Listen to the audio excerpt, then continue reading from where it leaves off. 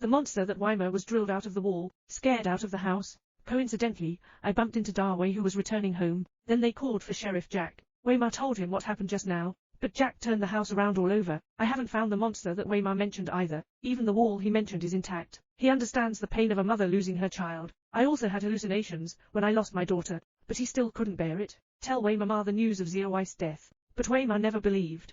Half an hour ago, he also had communication with Xiaowei. He's avoiding that terrifying monster. Even the big whale on the side couldn't listen to this. They unanimously believe that the death of the microenterprise has had a significant impact on Weimar, so he was asked to rest well first. The next day, go and claim the body. David listens to music. Cover up the sadness of losing my younger brother. And where can Weimar sleep? He found an axe. Stay where the monster once appeared, and protect your son. Ready to fight at any time. Early the next morning, David and his mother, accompanied by Jack, went to the autopsy center. Be careful about minute details. Seeing my brother's body, sad people. Kerwa's mother recognized it at a glance. This is not his son Xiaowei, and we strongly demand a closer look, because he has a birthmark on his body, and Jack learned from the staff that the autopsy officer inside has been replaced. It is said that it was sent from above. This also raises questions for Jack. Don't change early, not changing late. Why do we have to change at this time? WeChat Mom also had a fight with the autopsy officer on her end. Withhold SB as signature, and insisted that it was not her son's mother's anomaly. Finally, it made Big Wei angry. He thinks the most important thing at the moment is to bring his brother's body home,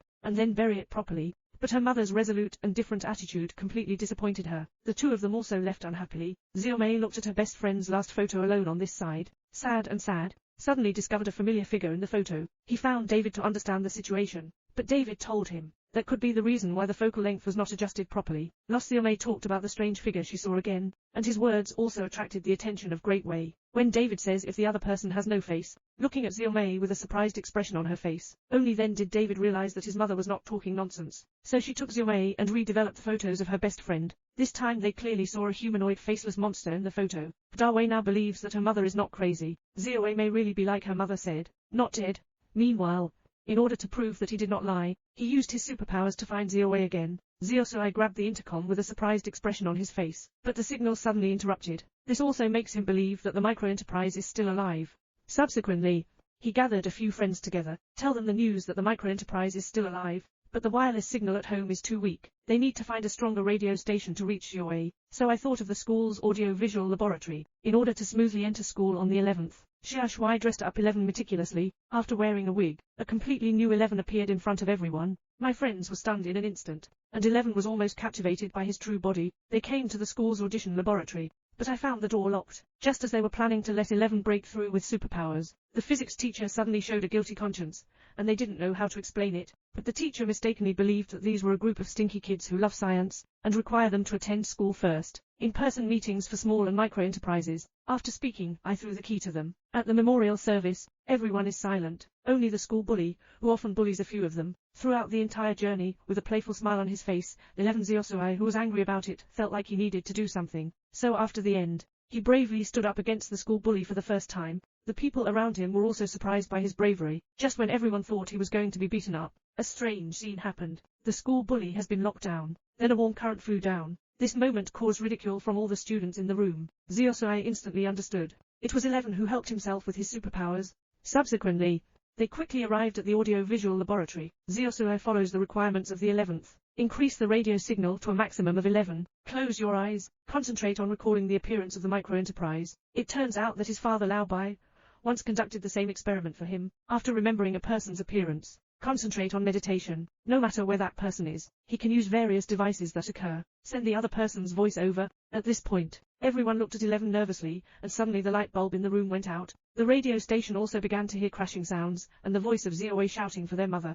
Meanwhile, WeChat Mom, who's been waiting for WeChat signals at home. Unexpectedly, I also vaguely heard the same sound. He thought it was the microenterprise knocking on the wall, but just after he tore off the wallpaper, surprisingly discovered that Xiaowei was trapped in a red barrier, and Xiaowei seems to have seen him constantly asking for help from his mother, telling of their dangerous situation again. But I haven't finished speaking yet. The boundary will automatically close. Almost at the same time, the radio station in the audiovisual laboratory was suddenly burned down, after a few people put out the fire, quickly carrying the weak 11 away from the scene, and on WeChat's side, in order to rescue Xiaowei, anxiously picked up the axe, crazy cleaving towards the wall, but it smashed through the wall. There's no one over there, but the lawn outside my own house. Weimar is dumbfounded. Jack is not idle here either. When he discovered that the coroner had been replaced, I just feel like things are not simple. I learned from a former autopsy officer. The new coroner does not allow anyone to come into contact with the body. This further confirms Jack's suspicion. So he found the local police officer, who discovered the body of Ziawei at the time. After a friendly exchange, the matter was revealed, and as he was preparing for further questioning, "But I found a car monitoring me." To find out the truth, Jack came to the autopsy center overnight, after a friendly exchange with the guards. Entering the morgue, after finding Ziawei's body, it doesn't seem like there's anything unusual. When he wanted to move the body, but it was discovered that the body had an incorrect feel. After hesitating for a moment, finally, he picked up a knife and slashed it towards the body's belly. However, what he never expected was, "My body is actually filled with cotton, and this body is just a simulated fur." Original. They were all played with by the group in the laboratory. The disappearance of microenterprises is definitely related to them. Hence, he plans to infiltrate the laboratory to explore the truth. Meanwhile, Labai couldn't find the experiment at the moment. They are preparing to explore the mysterious cave that appears in the laboratory. It took a long time for the staff who could enter the cave to provide feedback on the situation inside the cave. But at this moment, the signal suddenly interrupted. There seems to have been an attack inside. The steel wire rope also began to sway non-stop.